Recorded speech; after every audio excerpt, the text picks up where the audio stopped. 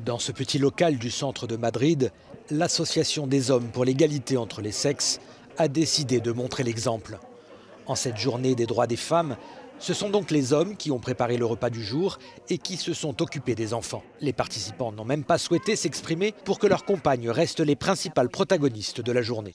Nos collègues hommes nous aident à être plus visibles et le fait que les responsabilités que nous avons l'habitude d'assumer soient maintenant assumées par les hommes, à mon avis, c'est un bon signe et c'est très symbolique. Car si nous arrêtons, tout s'arrête. L'association a fait des émules. Vendredi, 43 comités ont organisé des repas de l'égalité dans toute la métropole madrilène avant la grande manifestation de la soirée.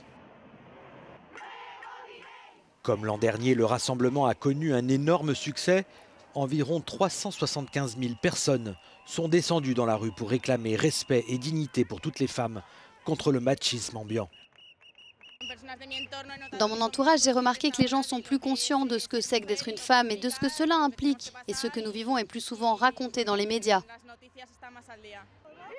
Près de 500 marches ont été organisées dans toute l'Espagne et de sources syndicales, près de 6 millions de personnes se seraient jointes aux différents cortèges. Ce sont surtout les femmes, et parmi elles les plus jeunes, qui ont participé à cette manifestation historique.